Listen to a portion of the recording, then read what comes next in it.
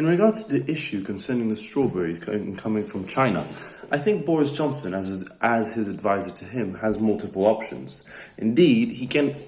decide to put on more taxes for Chinese products, but I don't think this would be a really good solution. Or he can decide to handle it on a national scale. Concerning the first option, putting taxes on the Chinese trading wouldn't be such a negative thing because one,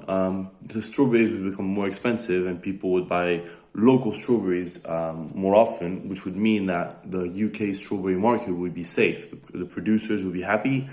and it would go on. However, on an international scale, it would be very problematic for him. Indeed, putting taxes on the strawberries means putting taxes on Chinese products in general, which could entail into Chinese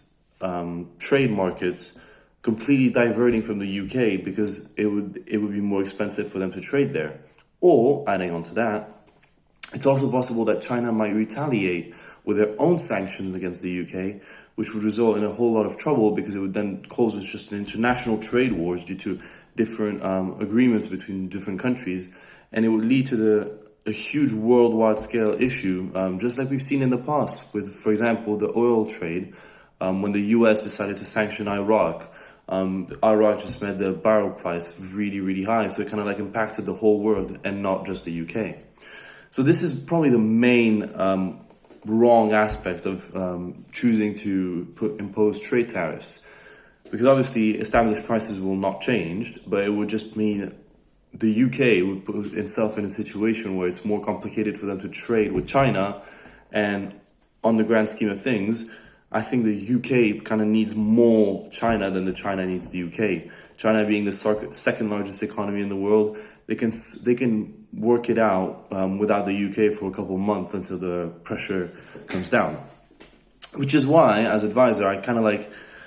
want to recommend Boris Johnson to think about this as a national decision, meaning that he might want to prioritize aids to the English producer of strawberries, meaning that he could help them financially, help them even just putting them in the front of stores just in general, promoting your national producers. This could be an option for him because one, it would make him publicly appealing because he would be trying to save English jobs, which is something in the social way of things that is quite appreciated by a country. Or adding on to that, it could also help him just by starting their own economy again. Obviously, in a period of crisis, such as COVID, economies around the world have been taking such a big hit that I think it's very important to get your own economy starting again before actually trying to look to either kind of limit the opposition or accepting more of it. Overall, the situation has ups and downs in both states because if he did the national solution, it would entail that he would have to do this for a whole bunch of other products, meaning that he would have to do it for tomatoes, cucumbers, whatever grows in the English territory, because people would then feel deceived that he's done it for the strawberries and not for the other vegetables or the other production just in general, such as wheat, barley, amongst many others.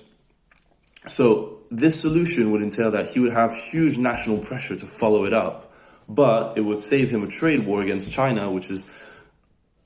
quite interesting because it would then allow them to move forward quite easily. If he chose the first option we mentioned, which would be pushing a trade war with China, this could lead to huge international repercussions, meaning that there would be trade sanctions all over Chinese products and UK products going in front and coming to China, which is a very big problem because China is obviously the second largest economy, so they can probably handle it. The UK in its current state will not be able to follow it up, which could lead to very large issues down the line, since China has trade agreements with a whole bunch of countries, meaning that they can just neglect the UK in general. Right, this is our piece of advice from Pauline, Guilhem and I, and yeah, I think we said it all.